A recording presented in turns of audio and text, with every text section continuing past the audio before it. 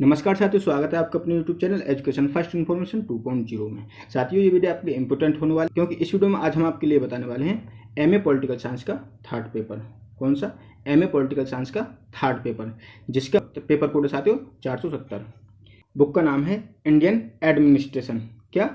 Indian administration.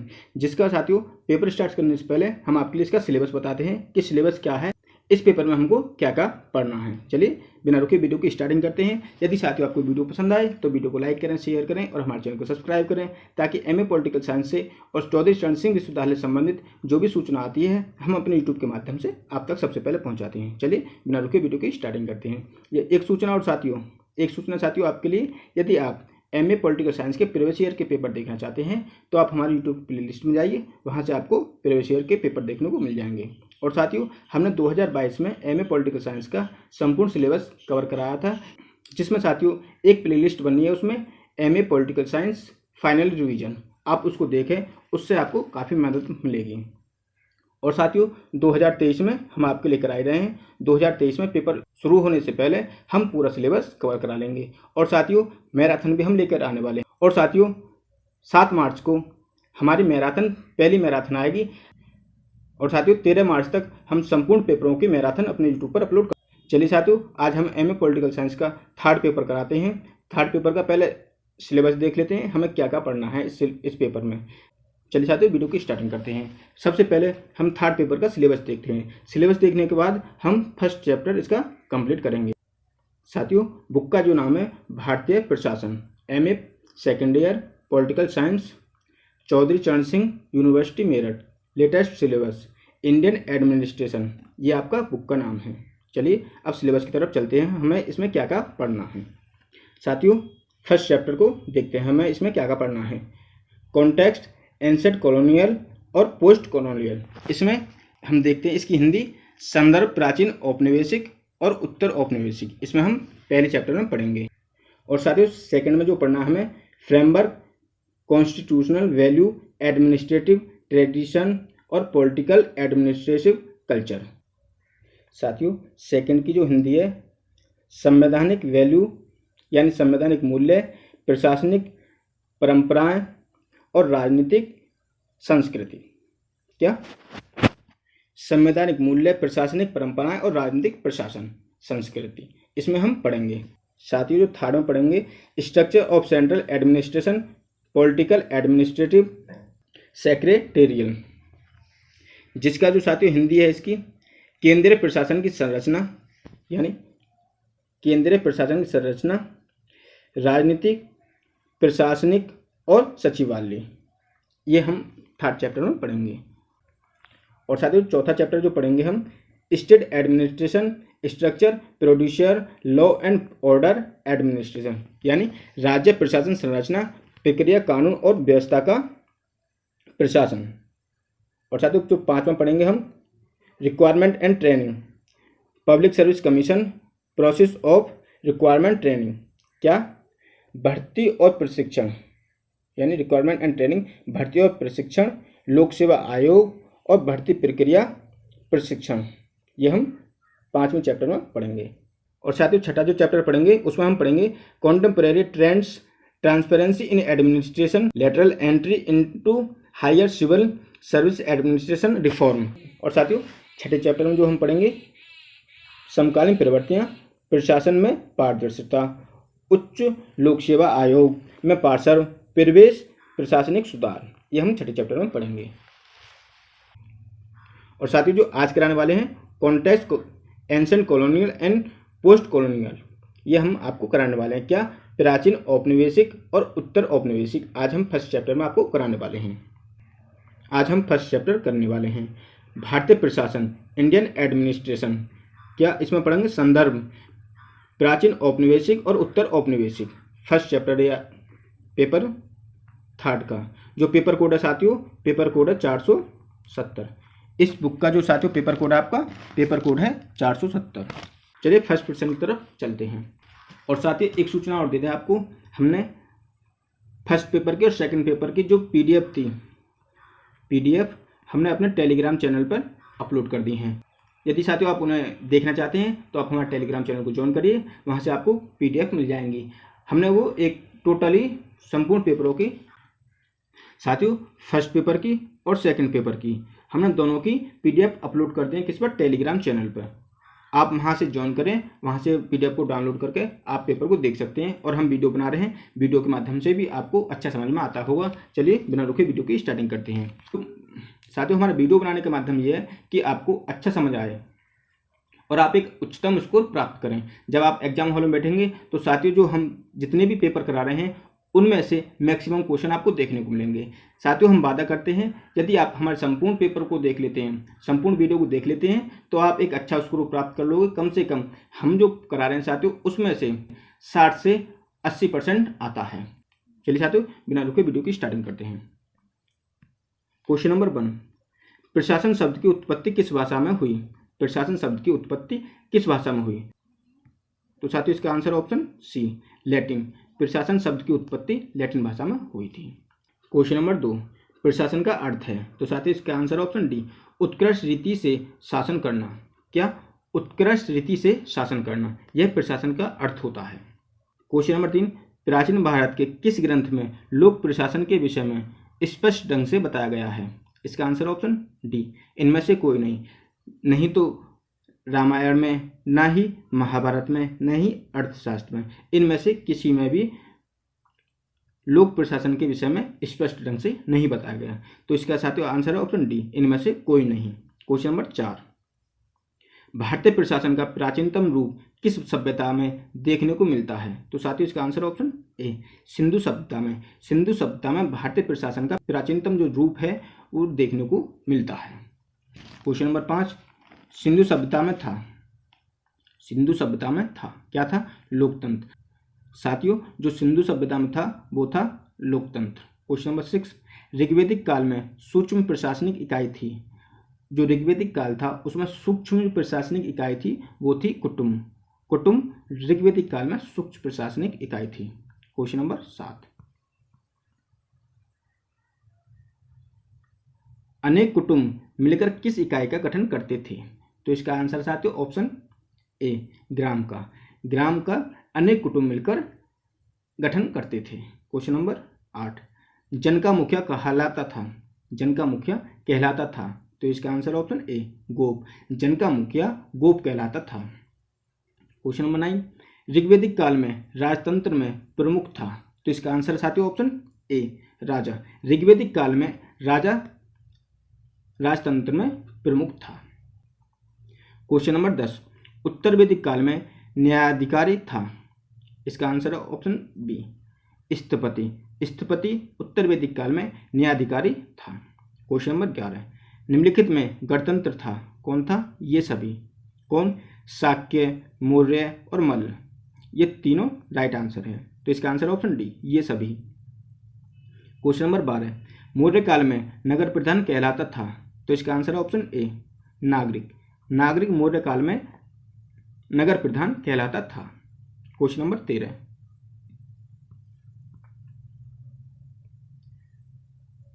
मनसबदारी प्रथा किसने प्रारंभ की? तो इसका आंसर ऑप्शन ए, अकबर। अकबर ने मनसबदारी प्रथा प्रारंभ की थी। तो इसका आंसर साथियों 13 का आंसर ऑप्शन ए हो जाएगा। क्वेश्चन नंबर 14, मुगल काल में जिले का प्रमुख होता था। मुगल काल में जो जिले का प्रमुख होता था वो होता था फौजदार। फौजदार मुगल काल में जिले का प्रमुख होता था। क्वेश्चन नंबर 15, अकबर के शासन में भूमिकर की व्यवस्था की किसने की? टोडरमल ने। टोडरमल ने अकबर के शासन काल में भूमिकर की व्यवस्था की थी। क्वेश्चन नंबर 16, भूमिकर की वसूली करता था। भूमिकर की वसूली करता था, कौन करता था? करोड़ी। करोड़ी भूमिकर की वसूली करता था। क्वेश्चन नंबर 17, निम्नलिखित में से अपने न्याय के लिए प्रसिद्ध था। जो साथियों अपने न्याय के लिए प्रसिद्ध कौन था? वो था जहांगीर। जहांगीर जो थे वो अपने न्याय के लिए प्रसिद्ध थे। क्वेश्चन नंबर 18, औरंगजेब के समय सूबों की संख्या थी। इसका आंसर ऑप्शन सी। तो साथियों इसका आंसर ऑप्शन सी हो जाएगा, यानी 21। औरंगजेब के समय सूबों की संख्या थी। इसका answer option C 21। Question number 19, वकील कहा गया था? वकील कहा गया था। इसका आंसर ऑप्शन ए, प्रधानमंत्री को वकील कहा गया था। क्वेश्चन नंबर 20, मुगल काल में दान विभाग का मुखिया होता था। इसका आंसर ऑप्शन सी, सदर मुगल काल में दान विभाग का मुखिया होता था। क्वेश्चन नंबर 21, मुगल काल में शासन की सबसे छोटी इकाई थी। जो मुगल काल में साथियों शासन की सबसे छोटी इकाई थी वो थी ग्राम। तो 21 का राइट आंसर ऑप्शन बी हो जाएगा। क्वेश्चन नंबर 22, अकबर का राजस्व मंत्री था। तो इसका आंसर ऑप्शन ए, टोडरमल अकबर का राजस्व मंत्री था। Question number 23, east India company की स्थापना हुई। इसका आंसर ऑप्शन ए, 1600 ईस्वी में ईस्ट इंडिया कंपनी की स्थापना हुई थी। क्वेश्चन नंबर 24, लंदन कंपनी की स्थापना की गई। इसका आंसर ऑप्शन ए, 1599 ईस्वी में लंदन कंपनी की स्थापना की गई। Question number 25, east India company का एकमात्र उद्देश्य था। इसका आंसर ऑप्शन सी, व्यापार। ईस्ट इंडिया कंपनी का जो एकमात्र उद्देश्य था वो था साथियों व्यापार ईस्ट इंडिया कंपनी का एकमात्र उद्देश्य था। Question number 26, east India company की भारतीय विजयों पर संसदीय नियंत्रण का प्रारंभ। इसका आंसर है ऑप्शन सी, 1773 के रेगुलेटिंग एक्ट से होता है। साथियों ये 1733 नहीं है, ये 1773 है। क्या? 1773। क्वेश्चन नंबर 27, रेगुलेटिंग एक्ट 1773 की प्रमुख विशेषता थी। तो साथियों इसका आंसर है ऑप्शन डी, इसने बम्बई तथा मद्रास प्रेसिडेंसियों को बंगाल के गवर्नर जनरल के अधीन कर दिया। इसका आंसर ऑप्शन डी हो जाएगा। किसका? क्वेश्चन नंबर 27 का। Question number 28, Pitt's India act 1784 द्वारा। इसका answer option A, board of control बनाया गया। बोर्ड ऑफ कंट्रोल कब बनाया गया? पीट्स इंडिया एक्ट 1784 द्वारा बोर्ड ऑफ कंट्रोल बनाया गया, पीट्स इंडिया एक्ट द्वारा। क्वेश्चन नंबर 29, 1858 के अधिनियम की प्रमुख विशेषता है। क्या? 1858 के अधिनियम की प्रमुख विशेषता है क्या है? इसका आंसर ऑप्शन बी हो जाएगा, ईस्ट इंडिया कंपनी का अंत और क्राउन के हाथ में शासन की वागडोर आना। क्या है? ईस्ट इंडिया कंपनी का अंत हो गया और क्राउन के हाथ में शासन की वागडोर आ गई। क्वेश्चन नंबर 30, भारत सचिव पद का निर्माण क्या? भारत सचिव का जो पद होता है उसका निर्माण कब किया गया था? 1858 ईस्वी में। 1858 ईस्वी में भारतीय सचिव पद का निर्माण किया गया। क्वेश्चन नंबर 31, भारत परिषद इंडियन काउंसिल की व्यवस्था की गई। क्वेश्चन नंबर 31, भारतीय परिषद इंडियन काउंसिल की व्यवस्था की गई 1858 ईस्वी में। 31 का राइट आंसर ऑप्शन डी हो जाएगा, 1858 ईस्वी में। क्वेश्चन नंबर 32, 1858 के अधिनियम के अंतर्गत गठित की गई भारत परिषद के अधिकांश सदस्य। इसका आंसर ऑप्शन ए, भारत सरकार के निवृत्त प्राप्त अधिकारी होते थे। किससे? भारत सरकार के निवृत्त प्राप्त अधिकारी होते थे। किसमें? 1858 के अधिनियम के अंतर्गत गठित की गई भारत परिषद में। क्वेश्चन नंबर 33, इस अधिनियम द्वारा भारतीय इतिहास का एक युग समाप्त हुआ और दूसरा आरंभ हुआ। किस अधिनियम के बारे में यह वक्तव्य कहा गया? तो इसका answer option C, 1858। Question number 34, Bharat में विभागीय प्रणाली पोर्टफोलियो सिस्टम प्रारंभ किया गया।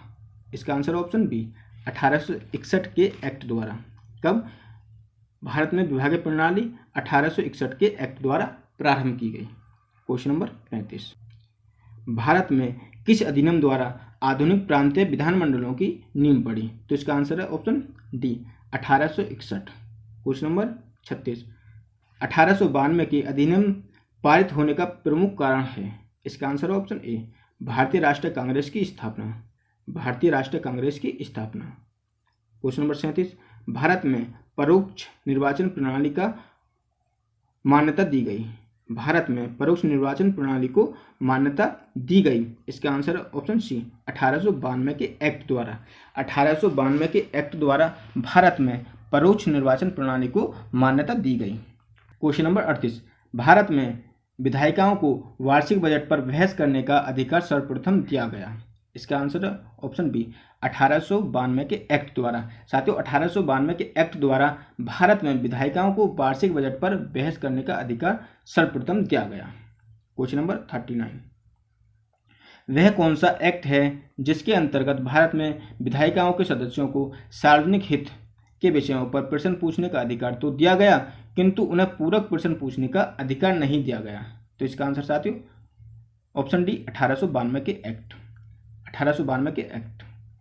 क्वेश्चन नंबर 40, 1909 के भारत शासन अधिनियम का उद्देश्य नहीं था?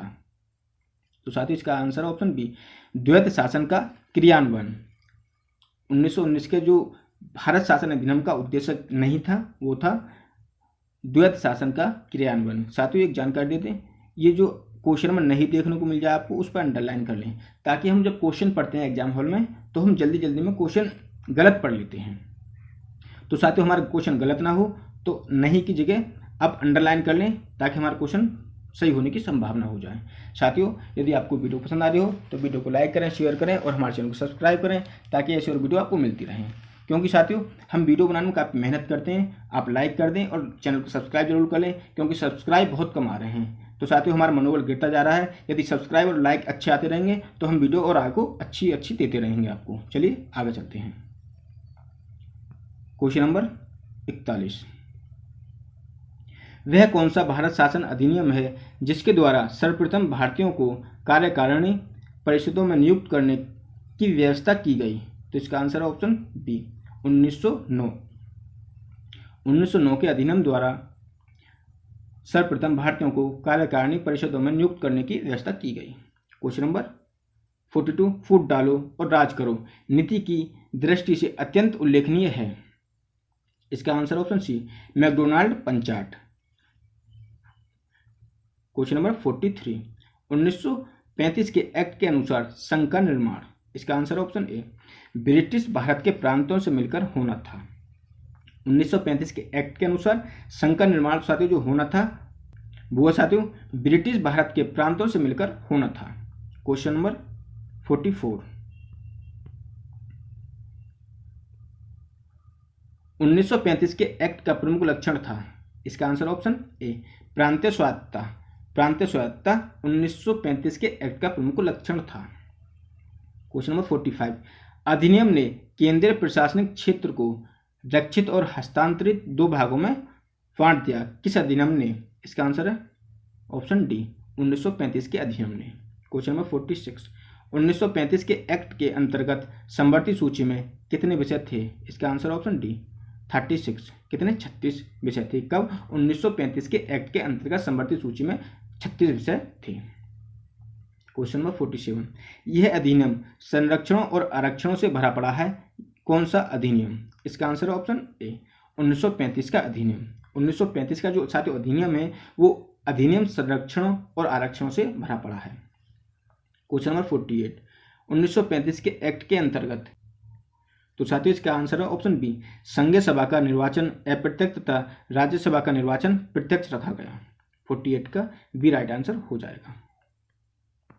क्वेश्चन नंबर 49, 1935 के एक्ट के अंतर्गत रक्षित विषयों का प्रशासन? इसका answer option A, governor general स्वविवेक से करता था। 49 का ए राइट आंसर क्या है? 1935 एक्ट के अंतर्गत रक्षित विषयों का प्रशासन गवर्नर जनरल स्वविवेक से करता था। तो इसका राइट आंसर ऑप्शन ए हो जाएगा। क्वेश्चन नंबर 50, 1935 के एक्ट के अंतर्गत गवर्नर जनरल की कार्यकारिणी परिषद के सदस्यों की नियुक्ति कौन करता था? स्वयं गवर्नर जनरल करता था। तो साथियों 50 का जो राइट आंसर है ऑप्शन सी हो जाएगा। क्वेश्चन नंबर 51 यानी 51, 1935 के एक्ट के अंतर्गत संघीय न्यायालय के न्यायाधीशों की नियुक्ति ब्रिटिश सम्राट द्वारा होती थी। किसकी? 1935 एक्ट के अंतर्गत संघीय न्यायालयों की न्यायाधीश की नियुक्ति कौन करते थे? ब्रिटिश सम्राट द्वारा होती थी। तो साथियों 51, 52, अगस्त प्रस्ताव 1940 से संबंधित नहीं है। तो साथियों इसका आंसर ऑप्शन सी, औपनिवेशिक स्वराज देने की निश्चित तिथि की घोषणा। यह 1940 1940 से संबंधित नहीं है। किससे? अगस्त प्रस्ताव से। क्वेश्चन नंबर 53, क्रिप्स के युद्धकालीन तात्कालिक प्रस्तावों का सार था। इसका आंसर ऑप्शन बी, सत्ता ब्रिटेन के हाथों में रहेगी। क्या था? कि सत्ता ब्रिटेन के हाथों में रहेगी। क्वेश्चन नंबर 54, क्रिप्स प्रस्ताव में भारत के लिए, इसका आंसर है ऑप्शन डी, डोमिनियन स्टेट अधिराज्य का दर्जा देने की बात कही। किसके? क्रिप्स प्रस्ताव में भारत के लिए डोमिनियन स्टेट अधिराज्य का दर्जा देने की बात कही गई।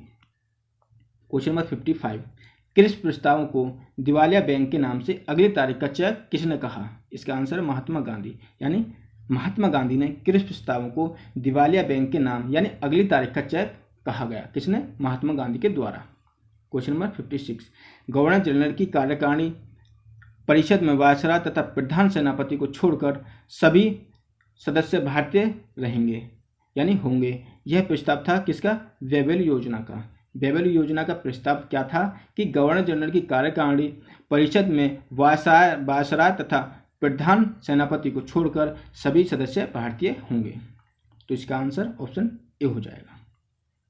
57, वैदिक काल में प्रशासनिक व्यवस्था का स्वरूप किस प्रकार का था? इसका आंसर ऑप्शन बी, राजतंत्रीय प्रस्ताव था। क्वेश्चन नंबर 58, निम्न में से कौन सा कौटिल्य के सप्तांग सिद्धांत का अंग नहीं है? तो इसका आंसर है ऑप्शन सी, दास कौटिल्य के सप्तांग सिद्धांत का अंग नहीं है। क्वेश्चन नंबर 59, सिंधु सभ्यता की प्रमुख विशेषता क्या थी? इसका आंसर है ऑप्शन ए, व्यवस्थित शहरी जीवन। व्यवस्थित शहरी जीवन किसकी सभ्यता थी? कि सिंधु घाटी सभ्यता की विशेषता थी। क्वेश्चन नंबर 60, कौटिल्य के राजनीतिक विचार किस पश्चिम विचारक से मेल खाते थे? तो इसका आंसर है ऑप्शन बी, मैकियावेली। मैकियावेली के जो विचार थे वो कौटिल्य के राजनीतिक विचार के पश्चिम विचारक से मेल खाते थे। क्वेश्चन नंबर 61, लोक प्रशासन का अंतिम उद्देश्य है। इसका आंसर ऑप्शन सी, सार्वजनिक हित सिद्धि। सार्वजनिक हित सिद्धि ये लोक प्रशासन का अंतिम उद्देश्य है। क्वेश्चन नंबर 62, मुगल काल में आय का प्रमुख स्रोत क्या है था? इसका आंसर है ऑप्शन डी, भूराजस्व मुगल काल में आय का प्रमुख स्रोत होता था। क्वेश्चन नंबर 63, ऋग्वैदिक काल में राजनीतिक व्यवस्था की सबसे छोटी इकाई कौन सी थी? इसका आंसर ऑप्शन बी, कुटुंब। ऋग्वैदिक काल में जो राजनीतिक व्यवस्था की सबसे छोटी इकाई थी वो थी साथियों कुटुंब। इसका आंसर ऑप्शन बी हो जाएगा। क्वेश्चन नंबर 64, किस युग का संबंध हड़प्पा से है? इसका आंसर ऑप्शन ए, कांस्य युग। कांस्य युग का संबंध हड़प्पा सभ्यता से है। क्वेश्चन नंबर 65, निम्न में से कौन सा युग सम्मिलित नहीं है? तो साथियों इसका answer option C, Morley Minto act 1906।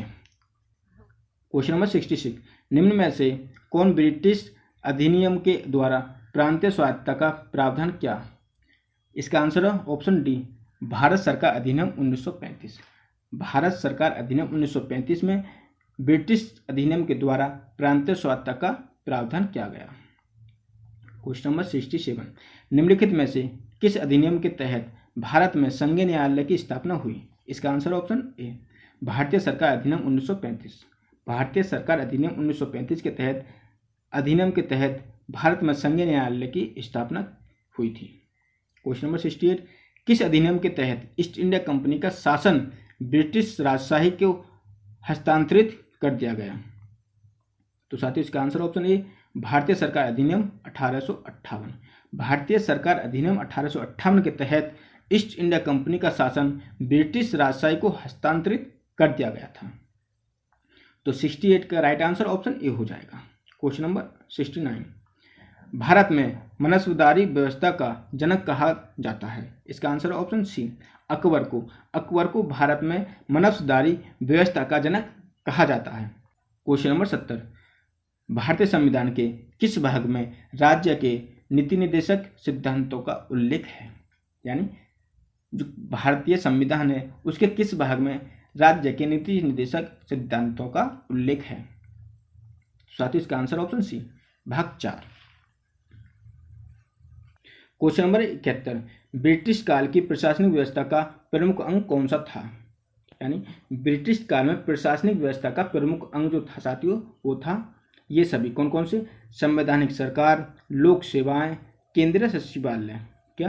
केंद्रीय सचिवालय, संवैधानिक सरकार और लोक सेवा, ये आपका ब्रिटिश काल की प्रशासनिक व्यवस्था का प्रमुख अंग होते थे। क्वेश्चन नंबर 72 साथियों ये आज का लास्ट क्वेश्चन है।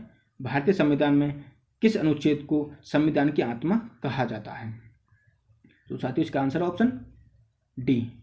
ऑप्शन डी इसका राइट आंसर है, अनुच्छेद 32।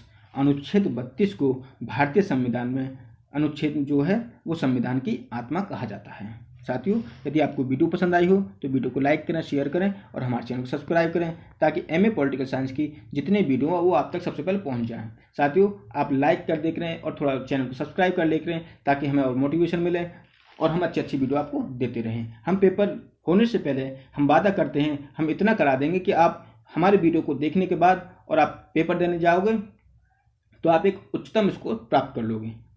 और साथियों नेक्स्ट जो हम वीडियो बनाएंगे वो बनाएंगे सेकंड चैप्टर की। क्या है? संगठन, संवैधानिक मूल्य, प्रशासनिक परंपराएं, राजनीतिक प्रशासन और संस्कृति, इसके बारे में हम वीडियो बनाएंगे सेकंड वीडियो। ठीक है साथियों, यदि आपको वीडियो पसंद आई हो तो वीडियो को लाइक करें, शेयर करें और हमारे चैनल को सब्सक्राइब करें ताकि एमए पॉलिटिकल साइंस और चौधरी चरण सिंह विश्वविद्यालय से जो भी लेटेस्ट इन्फॉर्मेशन आती है हम अपने यूट्यूब के माध्यम से सबसे पहले पहुंचाते हैं। चलिए साथियों यहीं तक, धन्यवाद।